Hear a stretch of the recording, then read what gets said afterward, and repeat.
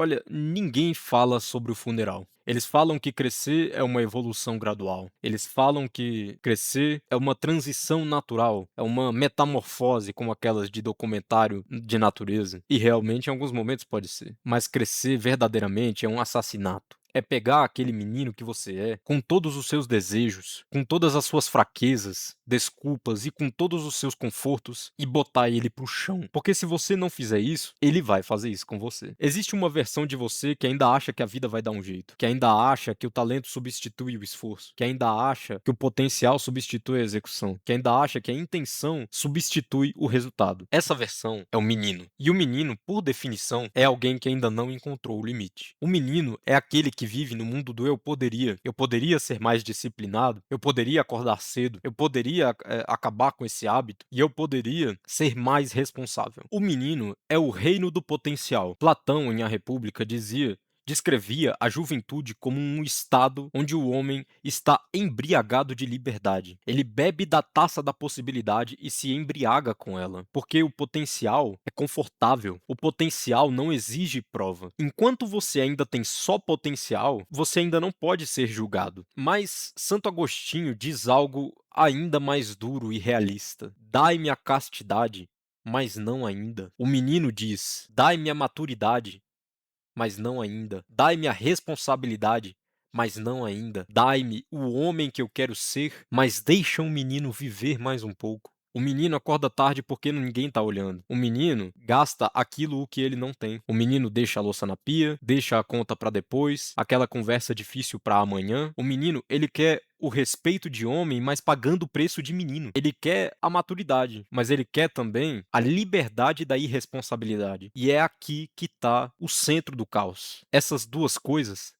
não podem coexistir. Eu mesmo estou vivenciando isso agora. Tem alguém na minha vida que depende de mim e que vai depender ainda mais no futuro. E quando você olha para alguém que te vê como referência, como segurança, como um porto seguro, o menino se torna um perigo. Porque o menino não é capaz de sustentar ninguém. Ele não é capaz de sustentar a si mesmo. E pela primeira vez na vida, o seu fracasso não é só seu. Ele tem consequências que ultrapassam o seu próprio corpo. E então chega o momento. E ele não chega com aviso. Não existe um ritual, uma carta ou um convite formal para o funeral do menino. Ele simplesmente acontece. Ou também não acontece, né? A depender. Só que se ele não acontecer de forma consciente, a vida vai encarregar de fazer aquilo acontecer. Só que a vida não é gentil. São Paulo escreveu aos Coríntios: quando eu era menino, falava como um menino, pensava como um menino e raciocinava como um menino. Quando me tornei homem, eu deixei para trás as coisas de menino. Agora, o que Paulo não fala e que talvez seja a parte mais importante disso tudo é como que se faz para deixar o menino para trás. Porque não basta querer, não basta consciência, não basta reflexão. Existe um abismo entre saber o que precisa ser feito e efetivamente fazê-lo. Os gregos chamavam isso de acrásia, a fraqueza da vontade. Você sabe o que é certo, você quer o que é certo e mesmo assim ainda não faz. Esse abismo é onde o menino se esconde. Matar o menino exige cavar, exige fazer uma arqueologia de si mesmo. Nietzsche dizia: torna-te quem tu és. Mas diferente do que as pessoas pensam, ele não estava falando de se encontrar, quem você realmente é, não, não. Ele estava falando de se esculpir. E se esculpir, meu irmão, dói. É na martelada, cara, não é alisando. Porque você precisa encontrar cada camada de imaturidade. Precisa encontrar cada mecanismo de fuga, cada hábito que o menino construiu para se proteger do desconforto. E fazer isso é um trabalho de ourives. Ninguém vê, ninguém aplaude, ninguém vai te dar um prêmio por ter lavado a louça, por ter pago a conta dentro do prazo ou por ter feito aquela ligação difícil que você estava empurrando com a barriga há um mês. Mas é nesse silêncio que o menino vai morrer. O menino morre no escuro. O menino morre quando você acorda cedo e não tem ninguém olhando. Quando você diz não para si mesmo. Quando você faz o que precisa ser feito sem testemunhas. A maturidade é uma sala vazia, não tem ninguém lá para te assistir. E é por isso que ela é tão difícil de se conseguir. O menino se alimenta da validação externa. O homem, ele se alimenta da autossatisfação perante Deus. Mas o funeral, ele não é o fim. O funeral do menino é uma condição. Você mata o menino não é para ficar vazio por dentro, por mais que seja uma fase do processo. Você mata o menino para que o homem possa nascer e preencher aquele espaço. Tomás de Aquino fala sobre a virtude como o hábitos, não como um evento grandioso, mas sim como uma disposição estável da alma. O homem não nasce num instante, ele não nasce num estalar de dedos, ele nasce nas 1000 pequenas decisões que você toma ao longo do seu dia. Cada vez que você escolhe a responsabilidade em vez de escolher o conforto, cada vez que você escolhe o difícil em vez de escolher o fácil, você está dando à luz o homem. O parto é longo, não tem anestesia e não tem mais ninguém que possa fazê-lo por você. Kierkegaard fala sobre o salto de fé, lançar-se ao absurdo sem a certeza de que aquilo vai dar certo. Tornar-se homem é um salto sem garantias. Você não sabe se vai dar certo, você não sabe se está pronto, você não sabe se é suficiente, mas mesmo assim você faz. E quando você faz, acontece algo interessante. Você começa a tornar pai de si mesmo. O menino esperava que alguém viesse salvá-lo. O homem começa a perceber que o Salvador é ele mesmo. O Salvador está nele mesmo.